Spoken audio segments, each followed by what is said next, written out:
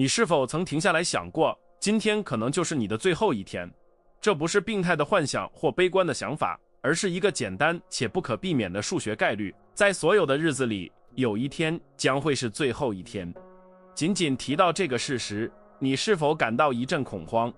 那种几乎是瞬间的、自动的冲动，想要切换视频、滚动信息流、查看通知，做任何其他事情来避免正视这个现实。这种无声的逃避，这种不断远离死亡之境的奔跑，是我们这个时代的巨大病症。我们生活在一种精于计算的否认中，用噪音和分心填满每一秒，不是为了快乐，而是为了压制那不断提醒我们的低语。你的时间是有限的，而这种对终结的恐惧正在毒害你的现在，阻碍你真正的生活。这种持续的逃避状态将你变成了推迟者，一个永不开始的生活的永恒规划者。你感觉自己像是在跑步机上奔跑，总是气喘吁吁，总是忙碌，却从未到达任何真正重要的地方。你的日常是由义务、通知和肤浅娱乐编织而成的挂毯，一个完美设计的防御机制，让你分心于自己。你推迟了勇气、激情，那场艰难的对话，那个大胆的项目，一切都为了一个想象中的明天，一个可能永远不会到来的安全时间。你活得好像自己是不朽的，而悲剧的讽刺在于，正因如此，你从未真正活过。你的生活变成了一长串为一场你因恐惧而拒绝开始的盛大活动的准备。但如果我告诉你，这种恐惧，这种使人瘫痪的焦虑，可以被转化为你最强大的力量、清晰和专注的源泉呢？如果通往有目标和有意义的生活的关键不是忽视死亡，而是将其用作你最锋利的工具呢？这不是一个关于结束的视频，而是关于开始，你生活的真正开始。今天我将教给你一张地图，一种历史上最伟大的智者们用来将对有限性的恐惧转化为卓越催化剂的心智技术。我将向你介绍死亡的5面透镜，5种斯多葛派的实践，他们将重塑你对时间的看法，并唤醒你自身遗产的建筑师。如果你准备好停止逃避并开始生活，请跟我来，你的转变现在开始。解决这种弥漫性痛苦的方法，不在于新的分心方式或空洞的积极咒语，它存在于一种古老的智慧中，一种在古罗马帝国的战场和权力走廊中锻造出来的哲学。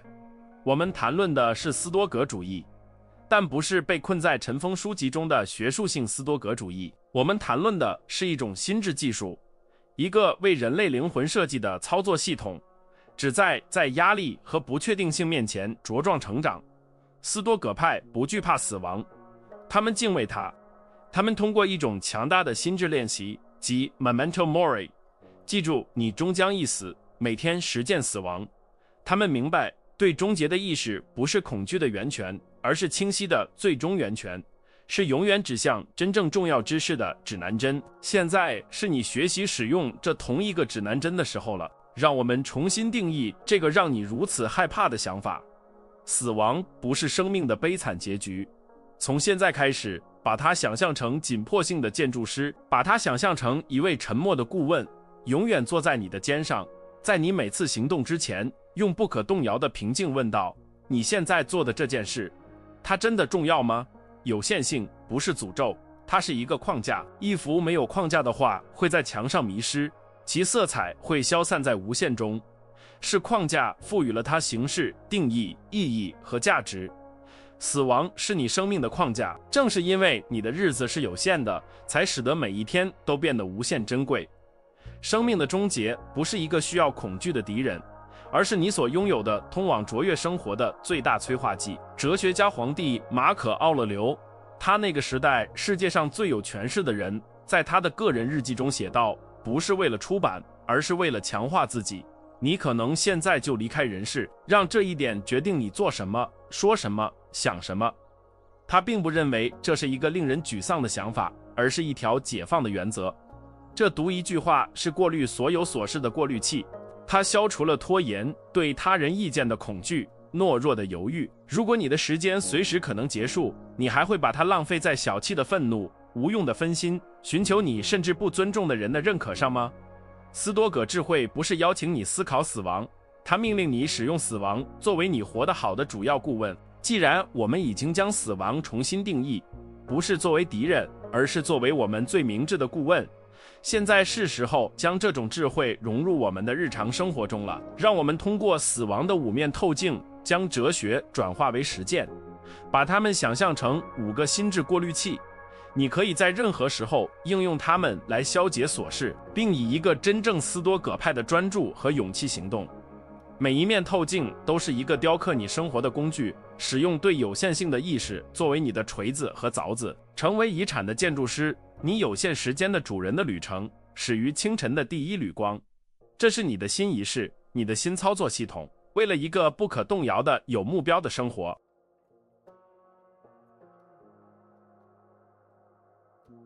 第一个实践，其他一切的基础是晨之透镜。当你睁开眼睛，甚至在拿起手机之前，在外部世界的雪崩侵入你的意识之前，你将做出一个无声的法令。你将看着天花板，用你能唤起的所有严肃性思考：如果这是我活着的唯一且最后的机会，如果今天是我存在的全部，我会如何行动？这不是一个可以轻率回答的问题，它是一个为接下来每一刻定下基调的锚。这是你对自动驾驶模式的宣战书，是你一天这块璞玉上的第一下凿击。这里的内心冲突是及时而强大的，你的头脑被多年的常规所制约，会对此进行抵抗。它渴望小睡按钮的舒适，无意识浏览社交媒体的熟悉感，以及存在无限明天储备的懒惰信念。自然的倾向是将今天仅仅视为漫长无尽队列中的又一天。这面透镜要求你直面这个幻觉，它迫使你面对残酷而解放的真相。每一天都是一份不被保证的礼物，一个宇宙的异常现象。它可能并且有一天会在没有预警的情况下停止。困难在于克服那种活得好像你拥有世界上所有时间的习惯，把你的生命比作在一块有限的时间块上雕刻的雕塑。每天早晨，宇宙都交给你一块新的石头。晨之透镜是看着这块石头并认识到其确切尺寸的行为。你可以选择将工具放在一边，拖延，相信这块石头是无限的，或者你可以拿起锤子和凿子问：仅用我今天拥有的石头量，我能留下什么最有意义的印记？这个想法将生活的行为从被动的常规转变为主动、深思熟虑的创造行为。你不仅仅是在消磨时间，你是在雕刻你的品格。应用这项每日法令的目的不是为了产生焦虑，而是为了给平凡注入一剂神圣的紧迫感。它是冷漠的解毒剂。当你真正认为这可能是你的最后一天时，早餐不仅仅是一顿饭，它是一种感官体验。与家人的对话不是一项义务，它是一次连接的机会。工作不是一个负担，它是你贡献有价值之物的最后机会。你停止了仅仅是存在，并开始以大多数人一生中从未体验过的强度和临在感生活。每一刻都充满了意义，因为你知道它是不可重复的。为了内化这一点，实践必须超越思考，它必须成为一种感觉。在颁布你的唯一之日时，试着想象它的结束，想象太阳不仅在今天落下，而且永远在你的体验中落下。这如何改变你的及时优先事项？对交通的小烦恼，对微不足道批评的担忧，做你喜欢的事情的犹豫，所有这些都在这种视角的重压下消散。有限性不会削弱生命，它会放大生命，迫使你专注于在宏伟的计划中真正与你的灵魂产生共鸣的东西。这是一个及时清晰的练习，它将本质与无意义分离开来。这种心态从根本上改变了你与工作的关系。以前看起来像是繁琐易务的任务，现在变成了你表达卓越、留下你的能力和正直印记的最后机会。你写报告不仅仅是为了赶上截止日期，你写它就好像这是你名字最后签署的东西。你不是不耐烦地接待客户，你为他服务就好像这是你的最后一次服务行为。你的工作质量不再是外部表现的衡量标准，而是你品格的内在体现，是你生命这件艺术品上的最后一笔。这面晨间透镜也成为你对抗现代分心这海妖之歌的最强盾牌。通知、无限的信息流、耸人听闻的新闻，所有这些都是你最珍贵且不可再生资源，时间的专业窃贼。通过提醒自己你的一天是有限的，你会变得极度保护你的注意力，你开始将花在琐事上的每一分钟不仅仅看作是一个小小的偏离，而是对你生命中不可替代的一部分的盗窃。问题：这值得我的时间吗？变成了这值得我的生命吗？答案在大多数情况下将是一个响亮的不。想象一个死囚的故事，他收到了他的处决被推迟24小时的消息，他会如何度过这额外的一天？他会抱怨食物吗？他会花几个小时与警卫讨论政治吗？还是他会品味每一次呼吸，全心全意地写下最后一封信，以全新的敬畏之心仰望天空？你每天醒来时都会收到同样的礼物，你就是那个被暂缓执行的囚犯。陈之透镜是承认这份馈赠，并拒绝将其浪费在一个被判刑的人会觉得可笑的琐事上的行为。这种实践也让你从2个最大的痛苦来源中解脱出来，过去和未来。通过将今天视为唯一存在的现实，你将自己从昨天的悔恨和明天的焦虑中解脱出来。过去是一个幽灵，未来是一个幻象，你拥有的唯一行动领域就是现在。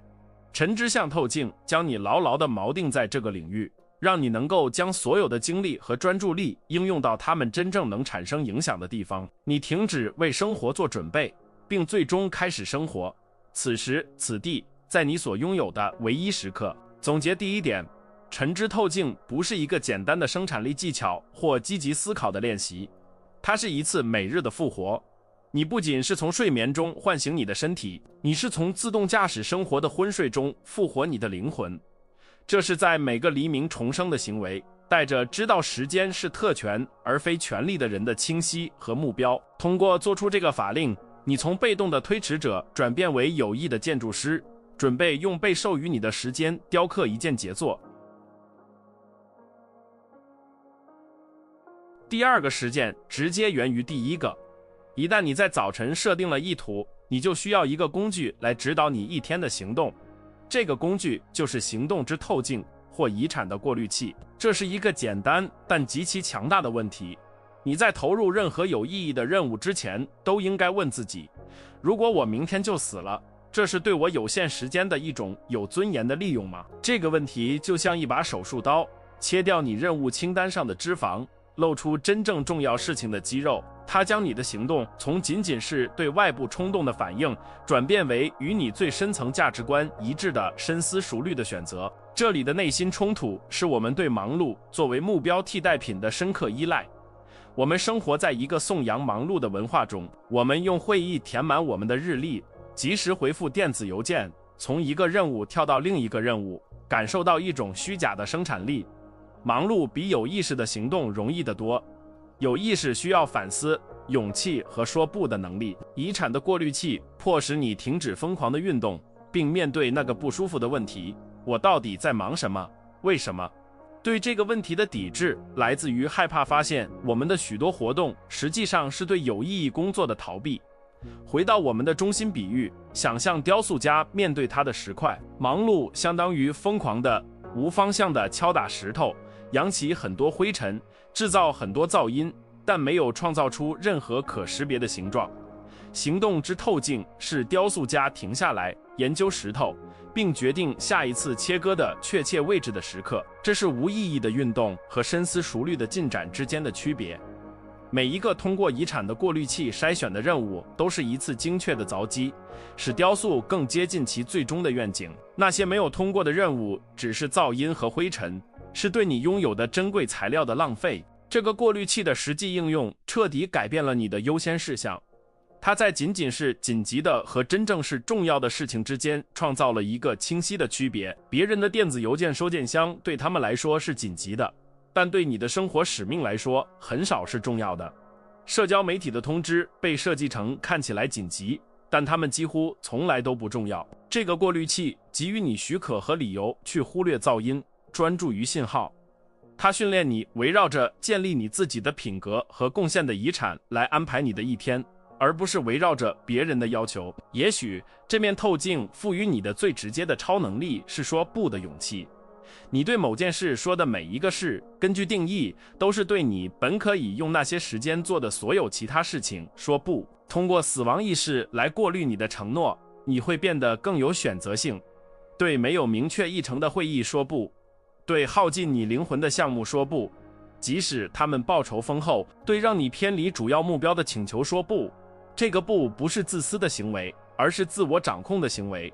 这是认识到你的时间是你最宝贵的资产，应该被投资，而不仅仅是花费。想象一位伟大的小说家正在创作他最后的杰作，每个词都经过精心挑选，每个句子都必须为故事服务，每一章都必须推动叙事，没有多余的空间。遗产的过滤器要求你成为你一天的作者，将每个行动都视为你最终句子中的一个词。问题不仅仅是我今天要做什么，而是我今天的行动将讲述一个关于我是谁以及我真是什么的故事。你成为你自己叙事的无情策展人，删除所有不属于你想讲述的故事的东西。至关重要的是要理解，有尊严的利用不一定意味着会改变世界的宏大行动。尊严在于行动的美德，而不在于其规模。用清晰和同理心，而不是匆忙和烦躁来回复一封电子邮件，是对你时间的一种有尊严的利用。以卓越的标准完成你的工作，即使没有人在看，也是一种有尊严的利用。全神贯注地倾听一位同事，而不是计划你的回答，也是一种有尊严的利用。我们在这里建立的遗产不是一座石碑，而是一种钢铁般的品格。尊严在于你如何做事，而不仅仅在于做什么。这里的遗产概念需要被重新定义。我们不是在谈论名声、财富或公共广场上的雕像。真正的斯多葛遗产是你在日常生活的战壕中锻造的品格。因此，过滤器不是这个行动会让我出名吗？而是这个行动反映了我渴望在最后时刻成为的那个人吗？这是行动与身份之间的一致。每一个通过过滤器筛选的选择，你都在向成为那个理想的原型迈进一步。那个你知道你可以成为的冷静、勇敢和智慧的个体。这种实践也是对抗失败恐惧的强大解毒剂。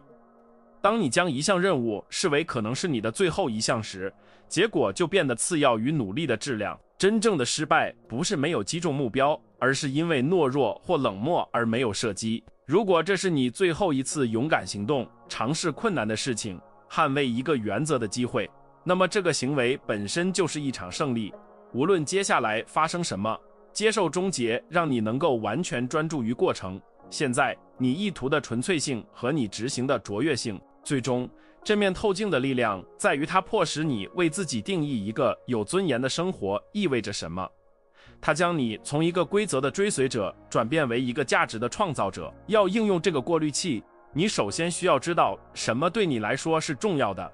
你的指导原则是什么？这是与你最深层价值观的每日对抗，一个必须在任何有目标的生活之前进行的自我调查过程。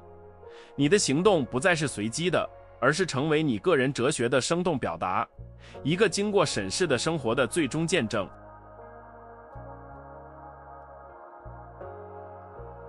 我们军械库中的第3个工具是关系之透镜。在调整了你的意图和行动之后，你必须将注意力转向你生活中的人。这个实践的阐述很简单，执行起来却很困难。与你爱的人、你的伴侣、你的孩子、你的父母、你的朋友互动，就好像这是你最后一次见到他们一样。这面透镜有能力消解琐事，治愈怨恨，并将日常互动转变为深刻而难忘的人类连接时刻。它承认人不是我们生活项目中的中断，他们就是项目本身。内心冲突是我们几乎普遍存在的将最重要的人视为理所当然的倾向。我们在危险而傲慢的假设下运作，即总会有另一次机会，另一顿晚餐，另一个电话，另一个道歉，说我爱你的机会。我们身体上在场，但我们的思想却在别处，迷失在明天的工作中，昨天的悔恨中，或者我们手中的明亮屏幕上。关系之透镜要求你对抗这种熟悉的伤，并将有益的临在带给你最重要的人。挑战在于活在当下的去爱，而不是在一个被承诺的未来。在你生命的雕塑中，你的人际关系是最精细、最微妙的细节，它们是你作品的面孔、眼睛、双手，他们需要最精确的工具、最温柔的触摸和最集中的注意力。在分心时与亲人互动，相当于用大锤去雕刻眼睑。你不仅是粗鲁，你是在主动损害你创作中最美丽、最有意义的部分。缺乏临在不是一种被动的行为，它是一种微妙的破坏行为。随着时间的推移，会侵蚀信任和连接，只留下一个本可以更好的粗糙版本。应用这面透镜将平凡变为非凡。一顿简单的家庭晚餐不再是匆忙吃完食物的比赛，而是一场临在的盛宴。你不仅听到你孩子说的话，你听到话语背后的情感。你不仅看着你的伴侣，你看到他也许是很久以来的第一次。你放下手机，关闭你脑海中的电视，并给予一个人能给予另一个人的最稀有、最宝贵的礼物，你完整而不可分割的注意力。以前被忽略的时刻，成为你一天中快乐和意义的锚点。这种实践是怨恨和小争吵的致命解毒剂。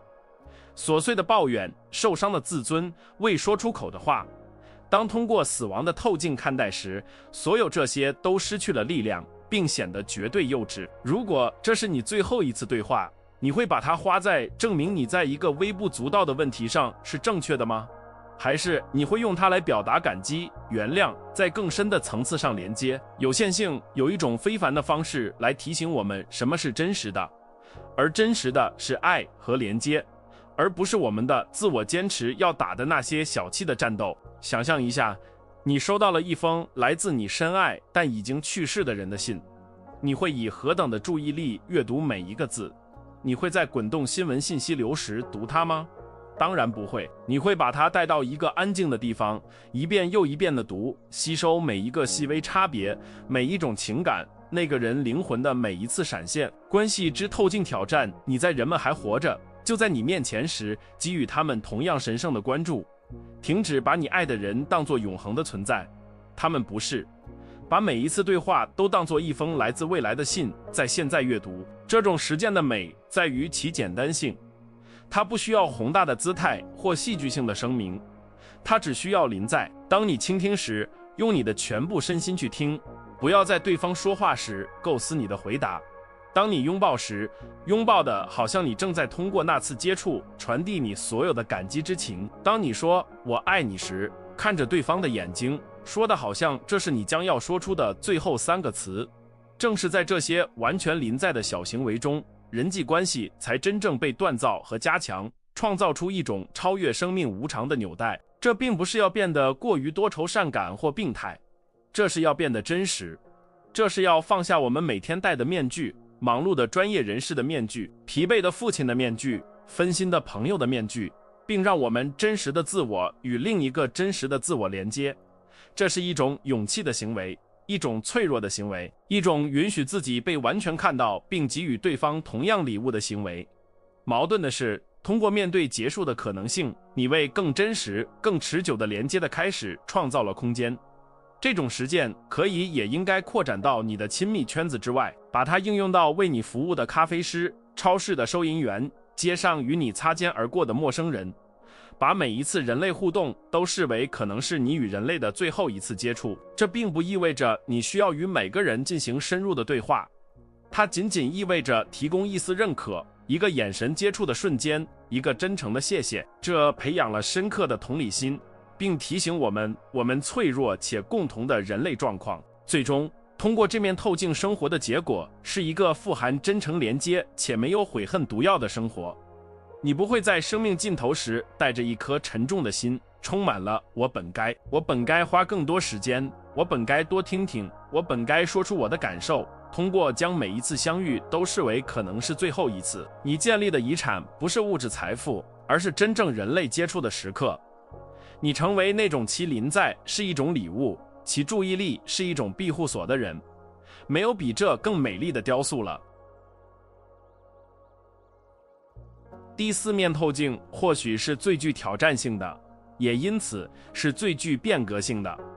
它是逆境之透镜，规则如下：面对任何挑战、障碍或命运的打击，无论大小，你都必须将其视为展示美德的最后机会，而不是一场悲剧。这是最纯粹形式的斯多葛实践。这是理论与现实相遇的时刻，生活将不可避免地用困难来考验你。这面透镜确保你不仅能在这些考验中幸存下来，而且能利用它们变得更强大、更明智、更有韧性。内心冲突是我们对痛苦和困难的本能且深刻的人类反应。当事情出错时，我们的第一冲动是抱怨，感到不公，问上天为什么是我。我们将逆境视为我们幸福舒适生活计划中不受欢迎的中断。我们错误地认为好的生活是没有麻烦的生活。这面透镜要求彻底颠覆这种观点，它挑战我们停止将障碍视为我们道路上的障碍，而开始将它们视为道路本身，是我们用来构建品格的材料。在雕塑家的比喻中，逆境不是石头中的瑕疵，它不是毁掉作品的裂缝。逆境是在软大理石中穿过的一条意想不到的硬花岗岩脉。业余雕塑家在遇到这条脉时，会诅咒自己的运气，责怪采石场，甚至可能完全放弃这个项目。然而，大师级雕塑家的反应则不同，他将花岗岩脉不视为一个问题，而是石头最有趣的特征。他明白，克服雕刻这种硬材料的困难，正是使他的雕塑独一无二并真正成为技艺杰作的原因。应用这面透镜从根本上重塑了你面临的每一个困难。一次意外的解雇不再是一场灾难，它是你展示韧性和适应性的最后考验。一个可怕的健康诊断不是一个诅咒，它是你在无法控制的情况下实践勇气和宁静的最后考验。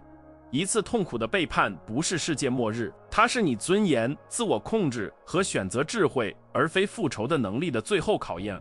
每一个障碍都成为你精神和道德发展的个性化课程，专门设计来加强你的弱点。这种实践将你锚定在斯多葛主义的基本原则上，控制的二分法。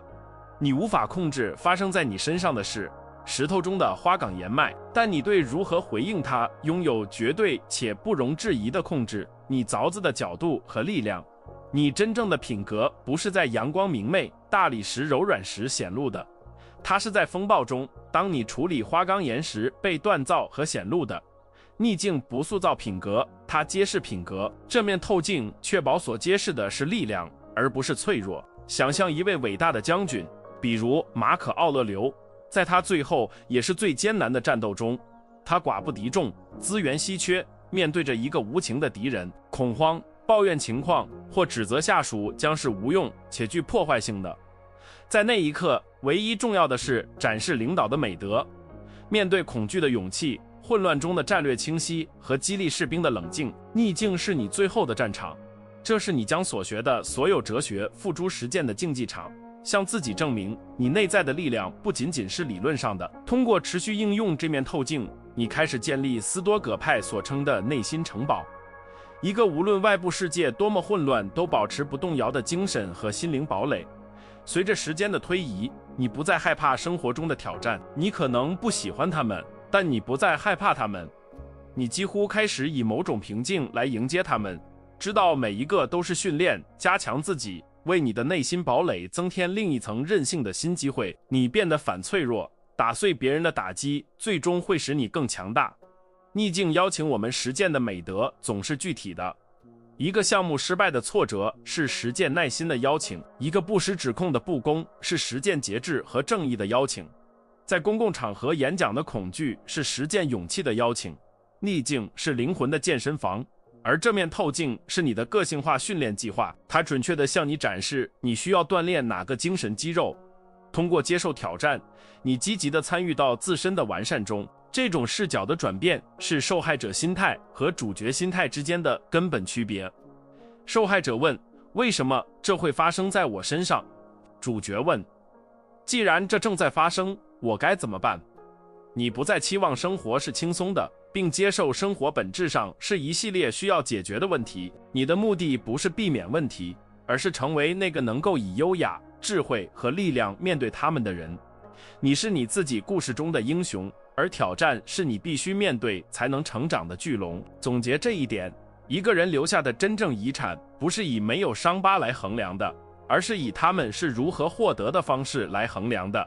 不是舒适安逸的生活能激励人心，而是在逆境之火中锻造的品格生活。通过将每一个挑战视为最后的考验，你将可能吞噬你的火焰，转变为净化和强化你灵魂的熔炉。你成为将苦难的铅转化为智慧的金的炼金术士，而那是一件配得上任何雕塑家的大师之作。最后，我们来到第5个，也是最后一个实践——夜之透镜。它为你有益的一天画上句号，就像将军在战斗后复盘地图和策略一样。你在睡觉前必须对你的一天进行诚实和公正的复盘。在夜晚的寂静中，你会问自己一些难题：今天我在哪里表现出了美德？我在哪里表现得懦弱？我在哪里失去了冷静？我在哪里浪费了我所拥有的最宝贵且无法挽回的资源——我的时间？这不是一个自我鞭笞的练习，而是一个有意识的自我完善。这是你对进步的每日承诺。内心冲突是显而易见的。在漫长而疲惫的一天结束时，我们的大脑最不想做的事情就是进行要求苛刻且情感上具有挑战性的认知工作。诱惑是寻求麻醉。我们滚动社交媒体的信息流，强制性的看剧，做任何事情来避免我们需要与自己进行的沉默和坦率的对话。诚实的自我评估是不舒服的，它要求我们毫无借口地面对我们的失败和不完美。这需要一种既稀有又宝贵的勇气。在我们的比喻中，一天结束时，雕塑家不会简单地放下他的工具走开，他会清理地上的灰尘，点上一盏灯，绕着他的作品走一圈。他用批判性和建设性的眼光审视一天的进展。凿子的哪一击是精确而自信的？他的手在哪里因为犹豫而颤抖？他在哪里因为懒惰而走了捷径，导致形状不那么完美？他这样做不是为了惩罚自己或哀叹，而是为了学习。他这样做是为了让第二天的工作，即使只是微不足道的，也比今天的工作要好。这种由塞涅卡和艾比克泰德等斯多葛派倡导的实践，不是关于为错误而自责，它是关于从中吸取教训。这是一种个人辅导的行为，你成为自己的导师。问题是关键。今天在哪个时刻，我的反应是被我的自我而不是我的理性控制的？有没有一个我错过的善良的机会？我听的比说的多吗？我在哪个活动中迷失了自己，忘记了我的目标和我的有限性？这些问题的答案是你成长的原始数据。这种夜间复盘有能力改变时间本身。一个大部分被浪费的一天，如果被恰当的复盘，就不是完全的损失，它变成了一堂宝贵的课。你从自己的低效中提取智慧，将今天的分心转化为明天的专注。错误当被审视时，就不再是失败，而是一位老师。没有这种复盘，你注定要无限期地重复同样的行为模式，日复一日地过着同样平庸的生活，却期望着不同的结果。再想想那位将军，他复盘战斗不是为了沉湎于失败或吹嘘胜利，他复盘是为了理解敌人的战术。在你的情况下，敌人不在战场的另一边，敌人在你内心，他是你自己拖延、情绪化反应、懒惰和懦弱的倾向。夜间复盘是你关于这个内在敌人战术的每日情报简报，让你为第二天的战斗准备更有效的反击。这个简单的习惯，如果持续实践，会为你的生活创造一个指数级的学习曲线。当大多数人生活在自动驾驶模式中，日复一日的在同样的障碍上绊倒时，你正处于一个有意识的每日的精炼过程中。你每天都在调整、校准和改进1%。边际收益的力量，当应用于品格发展，经过数月、数年，是绝对惊人的。你变得让你以前的自己都认不出来。这也是一个与自己彻底诚实的时刻。在你房间的寂静中，没有需要取悦的人，没有需要欺骗的观众，你是你一天的唯一评判者。正是在这个私密而安静的空间里，品格建设的真正工作发生了，远离世界的掌声和批评。在这里，你为你生活的质量承担全部责任，一次一个行动，一天一次，这是自我掌控的最高行为。然而，这次复盘若没有同时承认胜利，则是不完整的。同样重要的是要问：今天我在哪里按照我的价值观行事了？我在哪里在压力下保持了冷静？我在哪里展示了勇气？承认这些时刻会强化美德行为。你训练你的大脑识别并重复与你想成为的人一致的行动，建立基于你自己一天真实证据的自我效能和自信。因此，这个夜间仪式完美的闭合了循环。你以强大的死亡意图开始一天，并以对自己表现的诚实分析结束它。通过这5面透镜，你不再是环境的受害者或冲动的奴隶，你事实上名正言顺地成为你遗产的建筑师。你有限时间的主人不是靠运气或偶然，而是通过每日深思熟虑和勇敢的实践。你的生活最终成为你的伟大杰作。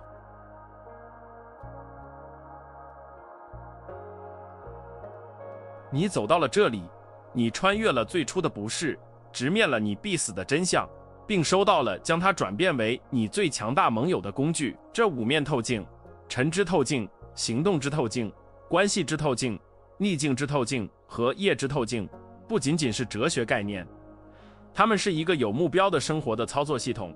它们是我教给你的锤子和凿子，有了它们，你可以停止做一个仅仅是发生的生活的被动旁观者，并成为遗产的建筑师，你品格的大师级雕塑家。但事实是，如果工具一直放在盒子里，就没有任何价值。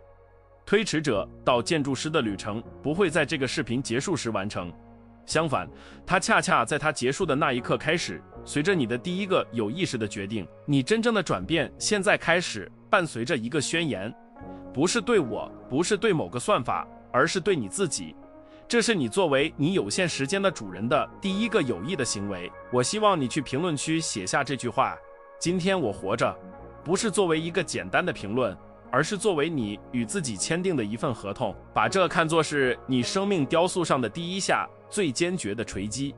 为了让你知道在这段旅程中你并不孤单，在你的评论中加上我看到了最后这句话，这将为其他像你一样致力于这一哲学的人创造一个信号，形成一个拒绝浪费他们日子的建筑师的沉默社区。最后，如果这条信息在你灵魂的深处引起了共鸣，如果它唤醒了沉睡的东西，那就正式承诺于这段旅程吧。给这个视频点个赞，是对我们分享的真理的承认。订阅频道是你加入一个致力于自我掌控和审视生活的部落的一步。而最强大的行动是分享这个视频，想一个你认识的迷失在分心迷雾中，在无意义的忙碌跑步机上奔跑的人。把这条信息发给那个人，不仅仅是分享一个链接，这是提供一个工具，一个救生圈，一个开始雕刻的机会。石头就在你面前，时间在流逝，拿起凿子，开始雕刻。